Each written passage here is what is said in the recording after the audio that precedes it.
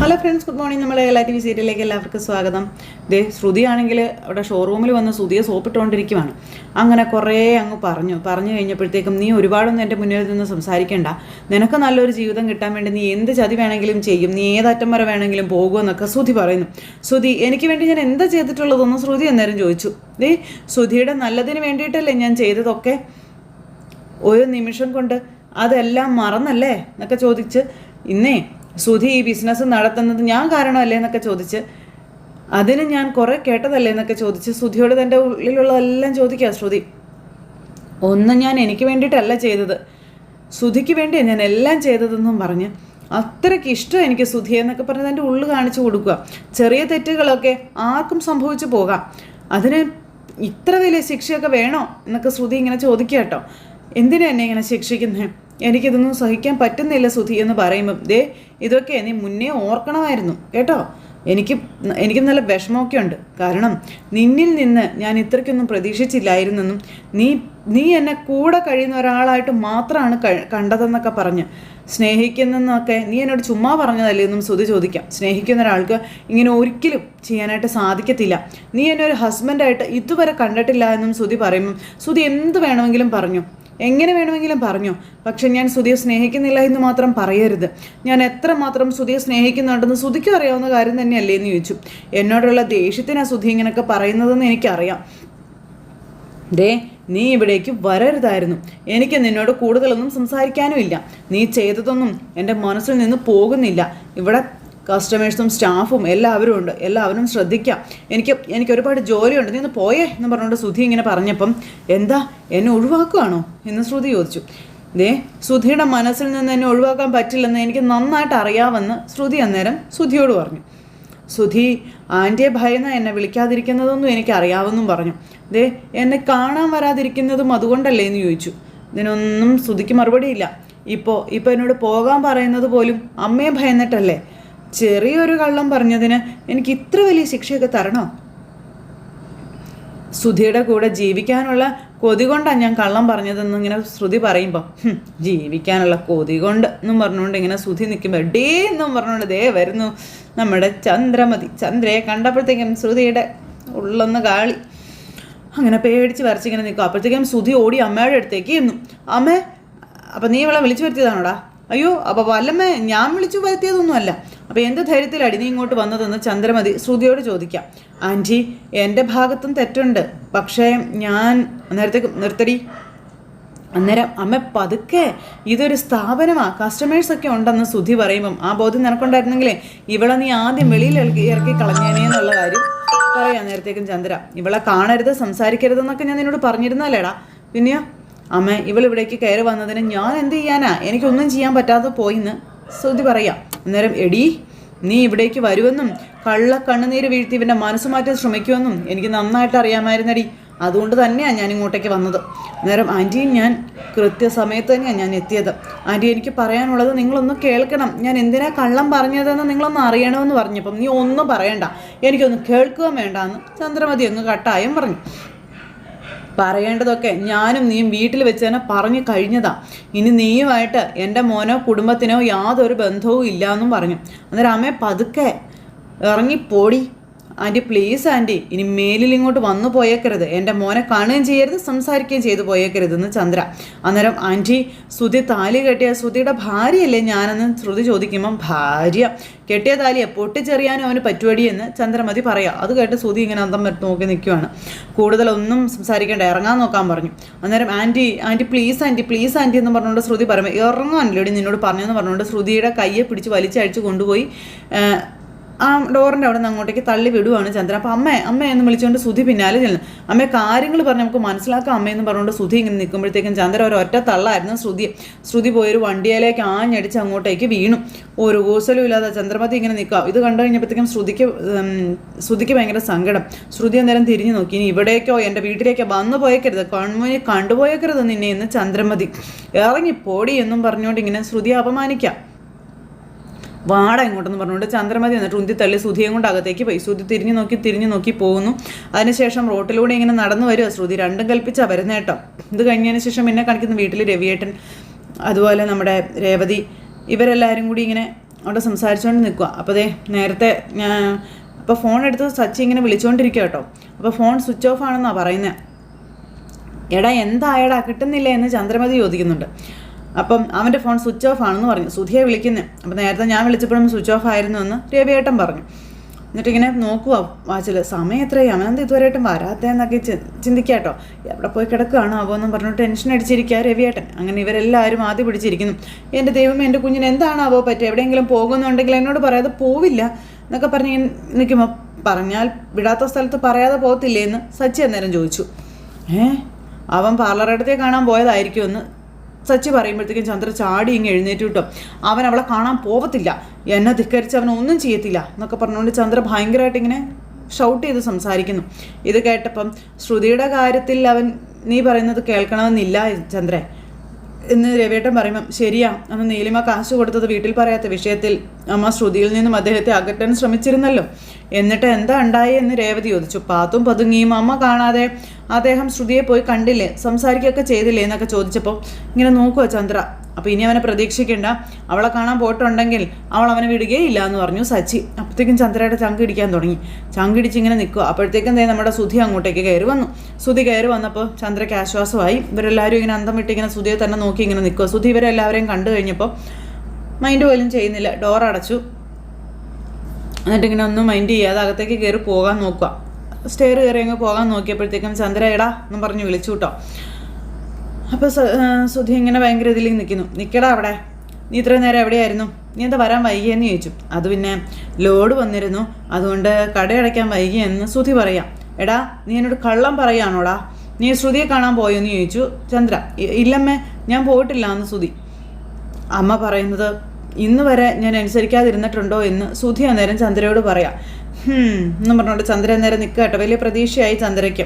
അമ്മ പേടിക്കേണ്ട കാര്യമൊന്നുമില്ല, ഞാനിനി അവളെ കാണില്ലമ്മേ, ഫോണിൽ പോലും ഞാൻ അവളോട് സംസാരിക്കില്ല, എന്താ അത് പോരെ എന്ന് ചോദിച്ചു. പറഞ്ഞുകൊണ്ടിരിക്കുക സച്ചിയൊക്കെ. അപ്പോൾ എൻ്റെ പൊൻചല്ലേ എന്നും പറഞ്ഞുകൊണ്ട് ചന്ദ്രമതി മോനെ സ്നേഹത്തോടെ മുറിയിലേക്ക് പറഞ്ഞു വിട്ടു. സുധിയാണെന്നുണ്ടെങ്കിൽ സങ്കടപ്പെട്ട് മുറിയിലേക്ക് കയറി പോയി കഴിഞ്ഞപ്പോഴത്തേക്കും ചന്ദ്ര ഇങ്ങോട്ട് വന്നിട്ട്, ദേ അവൻ പറഞ്ഞത് നിങ്ങൾ കേട്ടല്ലോ, നിന്നെ പോലെ അനുസരണയില്ലാത്തവനല്ല അവൻ, അവൻ്റെ അമ്മ എന്ത് തീരുമാനിക്കുന്നോ ആ തീരുമാനം തന്നെയായിരിക്കും അവൻ്റേതും. ദേ ചന്ദ്ര, അവന് നല്ല വിഷമമുണ്ട്, അതെന്താ നീ മനസ്സിലാക്കാത്തതെന്ന് രവിയേട്ടൻ ചോദിച്ചപ്പോൾ ഞാൻ പറഞ്ഞല്ലോ വിഷമമൊക്കെ മാറിക്കോളൂ എന്ന്. എന്ത് സംഭവിച്ചാലും ആരെന്തു പറഞ്ഞാലും എൻ്റെ മോൻ്റെ ജീവിതത്തിൽ ഇനി ആ കള്ളി ഉണ്ടാവത്തില്ല എന്ന് ചന്ദ്രമതി കട്ടായം അങ്ങ് പറയുക. ഇതേ എൻ്റെ തീരുമാനമാണ്, അവൻ്റേതുമായിട്ടുള്ള തീരുമാനം, അത് മാറ്റാൻ ആരും നോക്കണ്ടെന്നും പറഞ്ഞുകൊണ്ട് ചന്ദ്രമതി വലിയ ആൾ കളിച്ചിട്ട് അവിടെ നിന്ന് അങ്ങോട്ടേക്ക് പോണു. ചന്ദ്ര അങ്ങ് പോയി കഴിഞ്ഞപ്പോൾ രവിയേട്ടൻ ഇങ്ങനെ അങ്ങോട്ടും ഇങ്ങോട്ടും നടക്കുക കേട്ടോ. എന്ത് ചെയ്യണമെന്ന് രവിയേട്ടന് ഒരു രൂപം കിട്ടുന്നില്ല. അതിനുശേഷം മുറിയിൽ ചെന്നിട്ട് നമ്മുടെ സുധിക്ക് കിടക്കാൻ പറ്റുന്നില്ല, അങ്ങോട്ടും ഇങ്ങോട്ടും തിരിഞ്ഞും മറിഞ്ഞും ഇങ്ങനെ കിടക്കുക. അപ്പോൾ അങ്ങനെ കിടക്കുന്ന സമയത്ത് മീരാനിക്ക വന്ന് പറഞ്ഞ കാര്യങ്ങളെപ്പറ്റി, അതായത് ശ്രുതിയുടെ ജീവിതത്തിൽ ആരും അറിയാത്തതായിട്ടുള്ള എന്തൊക്കെയോ കാര്യങ്ങളുണ്ട്, അതിൽ നിന്നൊക്കെ രക്ഷപ്പെടാൻ വേണ്ടി എന്നോടൊരു സഹായം ചോദിച്ചതാണെന്ന കാര്യവും പറഞ്ഞതും അതുപോലെ നടന്ന സംഭവങ്ങൾ മുഴുവനും അദ്ദേഹം പറഞ്ഞിട്ടുണ്ടായിരുന്നല്ലോ. ആ കാര്യങ്ങളെല്ലാം ശ്രുതി അവിടെ നിന്ന് ആലോചിക്കാം. അങ്ങനെ ശ്രുതി പറഞ്ഞ കള്ളങ്ങളെപ്പറ്റി ആലോചിച്ചിട്ട് ശ്രുതി അങ്ങോട്ടും ഇങ്ങോട്ടും ഈ ഇരിപ്പ് ഭയങ്കരമായിട്ട് ഇങ്ങനെ തല പുകഞ്ഞങ്ങനെ ഇരിക്കുക. അങ്ങനെ ആകെ വല്ലാത്തൊരിത്. അത് കഴിഞ്ഞതിന് ശേഷം പിന്നെ കാണിക്കുന്ന ശ്രുതിയെ ബാറിലാട്ടോ. ബാറിലിരുന്ന ശ്രുതി ഇങ്ങനെ ആനന്ദിൻ്റെ കൂടി നിന്ന് വെള്ളം അടിച്ചുകൊണ്ടിരിക്കാം. എടാ ഞാൻ പറയുന്നതൊക്കെ നിനക്ക് മനസ്സിലാകുന്നുണ്ടോ എന്നൊക്കെ ചോദിച്ചുകൊണ്ടിരിക്കുമ്പോൾ മനസ്സിലാകുക മാത്രമല്ല, നീ പറയുന്നതൊക്കെ എനിക്ക് ബൈ ഹാർട്ടാണെന്ന് പറഞ്ഞു. നീ പറയുന്നത് തന്നെ പറഞ്ഞുകൊണ്ടിരിക്കുകയല്ലേ എന്ന് ചോദിച്ചു ആനന്ദം. ഇങ്ങനെ കത്തി വെച്ച് കൊല്ലാനാണെന്ന് ഞാൻ ഇങ്ങോട്ട് വിളിച്ചു വരുത്തിയെന്ന് ചോദിക്കുമ്പോൾ, എടാ നിൻ്റെ ഭാര്യ നിൻ്റെ കൂടെ വീട്ടിലുണ്ട്, പക്ഷേ എൻ്റെ ഭാര്യ എൻ്റെ കൂടെ എൻ്റെ വീട്ടിലില്ല എന്ന് ശ്രുതി പറയണം. എൻ്റെ ഭാര്യയെ എൻ്റെ അമ്മ കഴുത്തിന് പിടിച്ച് പുറത്താക്കിയടാന്നൊക്കെ പറയുമ്പോൾ, എടാ വീട്ടിൽ നടന്ന നാട്ടിൽ മുഴുവൻ നീ അറിയിക്കല്ല, നീ വന്ന് നമുക്ക് പോകാമെന്ന് പറഞ്ഞു ആനന്ദ്. അപ്പോൾ എവിടെ പോവാനാടാ, ഏരിയടാ അവിടെ എന്നും പറഞ്ഞു പിടിച്ചിരുന്നു. അപ്പോൾ ഈ അടുത്തിരിക്കുന്നവരൊക്കെ ഇവരൊക്കെ നോക്കുക കേട്ടോ. ശ്രുതിയാണെങ്കിലും വെള്ളം അടിച്ചുകൊണ്ടേ ഇരിക്കുക. എനിക്കിങ്ങനെ പറ്റില്ലടാ, അവളില്ലാണ്ട് നീ പറ്റില്ലടാ എന്നൊക്കെ പറഞ്ഞുകൊണ്ട് ഇങ്ങനെയെന്ന് പറയുമ്പോൾ, നീ പറഞ്ഞത് തന്നെ പിന്നെ ഇങ്ങനെ പറഞ്ഞുകൊണ്ടിരിക്കാതെ എന്ന് ആനന്ദ്. എനിക്ക് വിഷമം താങ്ങാൻ പറ്റുന്നില്ലടാ എന്ന് പറഞ്ഞ് ശ്രുതി ഭയങ്കര കരച്ചിൽ. പിന്നെ ഒഴിക്കുന്നു കുടിക്കുന്നു. ഞാൻ കള്ളം പറഞ്ഞാൽ അവൾ എന്നെ വഴക്ക് പറയും, എന്നാൽ അവളോ വാ തുറന്ന് കള്ളവേ പറയത്തുള്ളൂ എന്ന് ശ്രുതി പറയാം. അങ്ങനെ അതും പറഞ്ഞുകൊണ്ട് പിന്നെ ശ്രുതി ഇങ്ങനെ കഴിച്ചുകൊണ്ടിരിക്കുക കേട്ടോ. അത് ഞാൻ പറയുന്നത് പോലുള്ള ചെറിയ കള്ളങ്ങളൊന്നും അല്ല അവൾ പറയുന്നത്, വലിയ വലിയ കള്ളങ്ങളാണ് അവൾ പറയുന്നതെന്നും പറഞ്ഞ് ആ ഒരു ഇതിൽ പറയുവാണ്. അപ്പോൾ അവളെ ഞാൻ വിശ്വസിച്ച് പോയി എന്നൊക്കെ പറഞ്ഞ് നിനക്കറിയില്ലേ അവളെ ഞാൻ എത്ര മാത്രം സ്നേഹിച്ചിട്ടുണ്ടെന്ന്. എന്നിട്ടും അവൾ ആ കള്ളി എന്നെ ചതിച്ചു അവൾ എന്നെ ചതിച്ചു എന്നും പറഞ്ഞുകൊണ്ട് അലറുക. അപ്പോഴത്തേക്കും എല്ലാവരും അന്തം വിട്ട് നോക്കുക, എന്നെ വഞ്ചിച്ചു എന്നും പറഞ്ഞ് കരയുന്നു. അപ്പോൾ അവിടെയുള്ള ആൾക്കാരെല്ലാം നോക്കുമ്പോൾ ആൾക്കാരൊക്കെ ശ്രദ്ധിക്കുന്നു. നീ ഒന്ന് മതിയൊക്കെ നമുക്ക് പോകാമെന്ന് പറഞ്ഞു ആനന്ദ്. ശ്രദ്ധിക്കട്ടെ, എനിക്കെന്താ എല്ലാവരും അറിയണം എന്ന് പറഞ്ഞ് ഇങ്ങനെ കരും. ബ്രേക്കില്ലാതെ കാർ ഓടിക്കുന്നത് ആദ്യമായിട്ട് ഇങ്ങനെ കുടിക്കുന്നവരുടെ കൂടെ ഇരിക്കുന്നതും ഒരുപോലെയാണെന്നും ഒന്നും ചവിട്ടിയാൽ കിട്ടത്തില്ല, മറ്റേത് പറഞ്ഞാൽ കേൾക്കില്ല എന്നും പറഞ്ഞു. അത് നീ പറഞ്ഞാൽ കറക്റ്റാ. മതിയാക്കടാ, മതി ഇനി നീ കുടിക്കേണ്ടെന്ന് പറഞ്ഞുകൊണ്ട് ആനന്ദ് അതെടുത്ത് മാറ്റി വയ്ക്കുന്നു. പക്ഷേ നമ്മുടെ സുധി ആ നാട്ടുകാരെല്ലാവരും അവിടെ ഇരിക്കുന്ന എല്ലാവരും കൂടെ ചേർന്ന് കളിയാക്കുക. അങ്ങനെ എല്ലാവരും കളിയാക്കി ചിരിക്കുന്നു. ആരാടാ ചിരിച്ചതെന്ന് ചോദിച്ചുകൊണ്ട് സുധി. അപ്പോൾ നീ പ്രശ്നം ഉണ്ടാക്കരുതെന്ന് പറഞ്ഞുകൊണ്ട് ആനന്ദ് കയറി സുധിയെ പിടിച്ചു. നീ അവിടെ ഇരിക്കുക എന്നും പറഞ്ഞ് പിടിച്ച് അവിടെ അങ്ങനെ ഇരുത്തി. അപ്പോഴും ആൾക്കാരിങ്ങനെ കളിയാക്കിക്കൊണ്ടിരിക്കുക കേട്ടോ. ഈ ചിരിക്കുന്ന ആർക്കും എൻ്റെ വിഷമം അറിയില്ല എന്നും പറഞ്ഞു കൊടുക്കുന്നുണ്ട് ഞാൻ എല്ലാവർക്കും. അപ്പോൾ പിന്നെ ഒരുത്തരും ചിരിക്കില്ല എന്നൊക്കെ പറഞ്ഞു സുധി. കള്ളം പറയുന്നതൊക്കെ സാധാരണയല്ലേ എന്ന് അവിടെ ഇരുന്നൊരു ചേട്ടൻ ചോദിച്ചു. ഞാൻ കുടിച്ചിട്ടില്ല എന്ന് എൻ്റെ ഭാര്യയോട് ഞാൻ കള്ളം പറയാറുണ്ട്. എൻ്റെ പോക്കറ്റിൽ നിന്ന് ഞാൻ അറിയാതെ അവൾ കാശെടുത്തിട്ട് ഞാൻ ചോദിക്കുമ്പോൾ ഇല്ല എന്ന് അവൾ കള്ളം പറയാറുണ്ട്. ഇതൊക്കെ വലിയ കാര്യമാണോടേ എന്നാ ചേട്ടൻ ചോദിക്കുമ്പോൾ ഇതൊക്കെ ചെറിയ കള്ളങ്ങളാ. എൻ്റെ ഭാര്യ എന്നോട് പറഞ്ഞ കള്ളങ്ങളൊക്കെ തനിക്കെന്താണെന്ന് അറിയാവോ എന്ന് ചോദിച്ചു. അതൊക്കെ താൻ അറിഞ്ഞാലുണ്ടല്ലോ ഇപ്പം താൻ അടിച്ചതിൻ്റെ ഏട്ടയ്ക്ക് അങ്ങ് പോകുമെന്ന് പറഞ്ഞു. അപ്പം എന്നാൽ പിന്നെ താൻ പറയണ്ട എന്ന് ആ ചേട്ടൻ അവിടെ എന്ന് പറഞ്ഞു. അന്നേരത്തേക്ക് ആനത്തേട മത്തിയൊക്കെ നമുക്ക് പോകാടാ എന്നും പറഞ്ഞുകൊണ്ടിരിക്കുക. സുധി എവിടെ പോകാൻ, സുധി ഇരുന്ന് കഴിച്ചുകൊണ്ടേ ഇരിക്കുക. നിൻ്റെ ഭാര്യയും കള്ളമൊന്നും പറഞ്ഞിട്ടില്ല, അതുകൊണ്ട് നീ അടിക്കുന്നുമില്ല. പക്ഷേ എൻ്റെ ഭാര്യ എന്നോട് കളവ് പറഞ്ഞു, ഞാൻ അതോടുകൂടി തീർന്നു പോയടാ. അപ്പോൾ അങ്ങനെയാ എന്നൊക്കെ പറഞ്ഞുകൊണ്ട് ഇങ്ങനെ നമ്മൾ സുധി ഇരുന്ന് കുടിച്ചുകൊണ്ടേ ഇരിക്കുന്നു. ഒരു തരത്തിൽ ആനന്ദ് ഉന്തി തള്ളി ഇങ്ങനെ കൊണ്ടുപോകാൻ നോക്കുക. ആ സമയത്ത് സച്ചി വീട്ടിൽ വന്നു. സുധി വന്നില്ലേ എന്ന് ചോദിച്ചപ്പോൾ ഇല്ല, ഷോറൂമിൽ പോയെന്ന് പറഞ്ഞു. ഞാൻ ട്രിപ്പ് പോയിട്ട് വരുന്ന വഴിക്ക് ഷോറൂമിൽ കയറിയായിരുന്നു, അവനവിടെ ഇല്ലെന്ന് പറഞ്ഞു സച്ചി. അതുകൊണ്ടല്ലേ ചോദിക്കണേ, ഷോറൂമിൽ പോകുന്നെന്നും പറഞ്ഞാണല്ലോ ഇവിടുന്ന് ഇറങ്ങിയതെന്ന് രേവതി. അതിനിടയ്ക്ക് ഇപ്പോൾ എവിടെ പോവാനാ? ഷെടാ ഇതൊന്നാ പറ്റിയെന്നും പറഞ്ഞിട്ട് സച്ചി. സ്റ്റാഫാണല്ലോ ഷോറൂം തുറന്നത്, അവൻ പിന്നെ അവിടെ പോയിട്ടുമില്ല. ഞാൻ കുറേ വട്ടം അവനെ വിളിച്ച് നോക്കിയതാ, അവനാണെന്നുണ്ടെങ്കിൽ ഫോണും എടുക്കുന്നില്ല. ഡീലർമാരെ വല്ലതും കാണാൻ പോയതായിരിക്കും സച്ചേട്ടാ, കുറച്ച് കഴിയുമ്പോൾ വരുമായിരിക്കുമെന്നേ. സച്ചേട്ടൻ എന്തിനാ ഇങ്ങനെ ടെൻഷനാവുന്നേ എന്ന് രേവതി ചോദിച്ചു. അല്ല അതൊക്കെ പോട്ടെ, എന്താ ഇപ്പം തിരിച്ചു വന്നേന്ന് രേവതി ചോദിച്ചപ്പം അത് പിന്നെ എന്തോ അവൻ്റെ കാര്യം ഓർക്കുമ്പോൾ എനിക്ക് നല്ല ടെൻഷനുണ്ട് രേവതി. എന്താ സച്ചേട്ടാ ഇത്? അന്നേരം അവൻ നല്ല വിഷമത്തിലാന്നേ.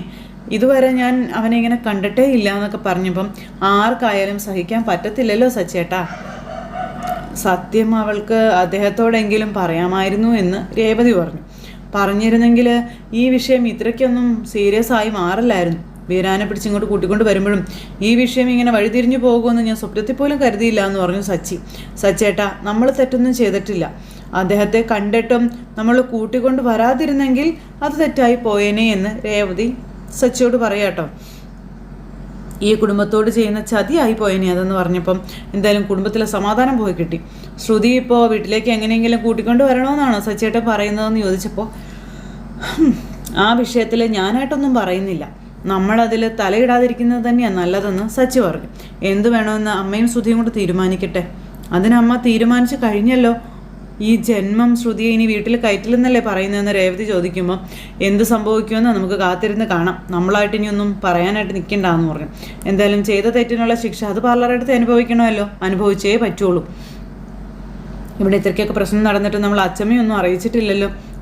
നാളെ അച്ചമ്മ എന്തെങ്കിലും അറിയിക്കാത്തതിന് അച്ചമ്മ നമ്മളെ ആയിരിക്കും നാളെ വഴക്ക് പറയാമെന്ന് രേവതി. അച്ചമ്മയൊന്ന് വിളിച്ചു പറഞ്ഞാലോ? വേണ്ട, തൽക്കാലം ഇത് അച്ചമ്മ അറിയൊന്നും വേണ്ട എന്ന് സച്ചി പറഞ്ഞു. ഇതെവിടെ വരെ പോകുമെന്ന് നമുക്ക് നോക്കാമെന്നും സച്ചി രേവതിയോട് പറയുക. അച്ചമ്മയെ അറിയിക്കേണ്ട സാഹചര്യം വരുമ്പോൾ മാത്രം നമുക്കിത് അറിയിച്ചാൽ മതിയെന്നും പറയും. അങ്ങനെ സച്ചിയും രേവതിയും കൂടെ അവരെ നിൽക്കുക. എന്നിട്ട് ഫോൺ എടുത്ത് ഇങ്ങനെ സുധിയെ വിളിച്ചുകൊണ്ടിരിക്കും. ഇവനിത് എവിടെ പോയി കിടക്കുക, വിളിച്ചിട്ട് കിട്ടണില്ലല്ലോ എന്നും പറഞ്ഞു. കുറച്ച് കഴിഞ്ഞപ്പോഴത്തേക്കും ആനന്ദിൻ്റെ പുറകിൽ കെട്ടിപ്പിടിച്ചിരുന്ന് ബൈക്കിൽ വരുവാണ് നമ്മുടെ സുധി. നീ എങ്ങോട്ടാടാ പോണേ, നേരെ നോക്കി ഓടിക്കടാന്നൊക്കെ പറഞ്ഞുകൊണ്ട് ആനന്ദിനോട് പറയുന്നു. നീ ഒന്ന് പിടിച്ചിരുന്ന് നന്നായിട്ട് പിടിച്ചിരിക്കുക, അല്ലെങ്കിൽ താഴെ പോകൂടെ, എനിക്ക് ബാലൻസ് പോകുന്നടാന്ന് ആനന്ദ്. ആ സമയത്ത് ഈ റോഡ് മുഴുവൻ കൊണ്ടും കുഴിയാ. അവളെന്നെ ചതിച്ചടാ എന്നും പറഞ്ഞുകൊണ്ട് ഭയങ്കര കരച്ചില്ല. ആ സമയത്ത് പോലീസ് എന്നും പറഞ്ഞുകൊണ്ട് ആനന്ദ് പോലീസിനെ കാണിച്ചു കൊടുക്കുക. പോലീസ് ചെക്കിങ്ങിന് വേണ്ടി അവിടെ നിൽക്കുമായിരുന്നു. അപ്പോഴേക്കും ഇവരുടെ വണ്ടി അങ്ങോട്ടേക്ക് വന്നു. ഇനി വണ്ടി എടുത്ത് ഹെൽമെറ്റ് ഇല്ലാതെ മേല് റോട്ടിലിറങ്ങി എത്ര തലയടിച്ച് പൊട്ടിക്കും ഞാൻ, പോടോ എന്നും പറഞ്ഞുകൊണ്ട്. അത് വേറെ ആരും ആയിരുന്നില്ല, അരുണായിരുന്നു. ആ സമയത്താണ് ഇവരങ്ങോട്ടേക്ക് ചെന്ന് കയറുന്നത്. അപ്പോഴത്തേക്കും ആനന്ദ് വണ്ടി ഇങ്ങനെ അവിടെ കൊണ്ടുവന്ന് നിർത്തി. അപ്പോൾ അവിടെ കൊണ്ടുവന്ന് വണ്ടി നിർത്തി കഴിഞ്ഞപ്പോഴത്തേക്കും സാർ ഒരു മിനിറ്റ് എന്ന് പറഞ്ഞുകൊണ്ട് ആനന്ദ് വണ്ടി കുറച്ചങ്ങ് നീക്കിക്കൊണ്ടേ നിർത്തി. ഈ സമയത്ത് നമ്മുടെ സുധി ഇങ്ങനെ ആനന്ദിൻ്റെ കൂടെ ചെല്ലുക. നിനക്കൊക്കെ നേരം ഹെൽമെറ്റ് ഇട്ടാലെന്ന് ചോദിച്ചു. അപ്പോൾ മറന്നുപോയി സാറേ ആനന്ദ്. അല്ല അവനും ഇല്ലല്ലോ. അപ്പോൾ രണ്ടുപേരും ഒരുമിച്ച് മറന്നുപോയെന്ന് ചോദിച്ചു. അയ്യോ സാറേ ക്ഷമിക്കണം, പറ്റിപ്പോയി സാറേ എന്ന് ആനന്ദം. നീ അടിച്ചിട്ടുണ്ടോടാന്ന് ചോദിച്ചപ്പം ഇല്ല സാർ ഇല്ലില്ല പൂതറാന്ന് പറഞ്ഞു. അങ്ങനെ നമ്മുടെ ആനന്ദ് ഊതി കഴിഞ്ഞപ്പോഴത്തേക്കും ഇല്ല സാർ. അപ്പോൾ ഇല്ല സാർ ഞാൻ കുടിച്ചിട്ടില്ല എന്ന് ആനന്ദ് പറഞ്ഞപ്പം ഹലോ അതെ എന്തിനാ എൻ്റെ ഫ്രണ്ടിനെ കൊണ്ട് ഊതിച്ചത്, എൻ്റെ ഫ്രണ്ട് മദ്യപിച്ചിട്ടില്ലല്ലോ എന്നും പറഞ്ഞുകൊണ്ട് സുധി. എടാ വാടാ നമുക്ക് വാടാന്ന് പറഞ്ഞ ആനന്ദ് വിളിക്കും. അല്ല അങ്ങനെ വിട്ടാൽ പറ്റത്തില്ലല്ലോ എന്ന് പറഞ്ഞു സുധി. നിന്നെ കൊണ്ട് ഇയാൾ ഊതിച്ചില്ല, അത് ചോദിക്കണമല്ലോ എന്ന് സുധി. ഹലോ മിസ്റ്റർ പോലീസ്, അതെ നിങ്ങൾ ചെയ്തത് തെറ്റായ കാര്യമാണ്, ദിസ് ഈസ് റോങ് എന്നൊക്കെ പറഞ്ഞ് സുധി നിന്ന് അങ്ങ് പറഞ്ഞുകൊണ്ടിരിക്കണം. തെറ്റ് ചെയ്താൽ അത് പോലീസുകാരനാണെങ്കിലും സോറി പറയണമെന്ന് പറഞ്ഞു. അപ്പോഴേക്കും അവരെല്ലാവരും നോക്കി ഇങ്ങനെ നിൽക്കാം. ഇപ്പം നിങ്ങൾ എൻ്റെ ഫ്രണ്ടിനോട് സോറി പറയണമെന്ന് പറഞ്ഞു. എടാ സോറി പറഞ്ഞാൽ നീ എന്ത് ചെയ്യണം, പോടാ സ്ഥലമിടറാ എന്ന് പറഞ്ഞുകൊണ്ട് ഇങ്ങനെ അരുൺ പറഞ്ഞപ്പോൾ സാർ ഇവൻ നന്നായിട്ട് കുടിച്ചിട്ടുണ്ട്, ബോധമില്ലാതെ പറയുന്നത് സാർ ക്ഷമിക്കണമെന്ന് ആനന്ദ് പറയുന്നു. അത് പിന്നെ എടാ വാടാ പോടാ എന്ന് പറഞ്ഞുകൊണ്ട് ആനന്ദ് വിളിക്കുമ്പോൾ നോ എന്ന് പറഞ്ഞുകൊണ്ട് സുധി. സാറേ നിങ്ങൾ കുടിക്കാത്തൊരു ഊതിക്കുന്നത് ശരിയല്ല കേട്ടോ എന്ന് സുധി പറയാം. ദിസ് ഈസ് നോട്ട് റൈറ്റ് എന്നൊക്കെ പറഞ്ഞുകൊണ്ട് സുധി നിന്നങ്ങ് പ്രസംഗിക്കുമ്പോൾ ഇടൊന്നും മിണ്ടായിരിക്കടാന്ന് ആനന്ദം. വാടോ എന്ന് പറഞ്ഞ് വിളിക്കുമ്പോൾ ഇല്ല ഞാൻ വരില്ല, ഈ സാറ് സോറി പറയുന്നത് നമ്മളിന്ന് ഇവിടുന്ന് പോകുന്നില്ല എന്ന് പറഞ്ഞുകൊണ്ട് സുധി കിട്ടാത്തടിയൊക്കെ ചോദിച്ച് മേടിക്കാൻ വേണ്ടി അവിടെ നിൽക്കുന്ന ഒരു സിറ്റുവേഷൻ കാണിച്ചുകൊണ്ട് ഇന്നത്തെ നമ്മുടെ കഥ അവസാനിച്ചു. അപ്പോൾ എല്ലാവരും കാത്തിരുന്ന് കാണണം കേട്ടോ. എല്ലാവർക്കും നല്ലൊരു ദിവസം ആശംസിക്കുകയാണേ. എല്ലാവരുടെയും സപ്പോർട്ടിനും സ്നേഹത്തിനും ഒത്തിരി നന്ദി ഹൃദയത്തിൻ്റെ ഭാഷയിൽ അറിയിക്കുന്നു. അടുത്ത സൂപ്പർ ഹിറ്റ് കഥകളുമായി കാണുന്നത് വരെ എല്ലാവർക്കും നന്ദി. See you again. Take care. Bye.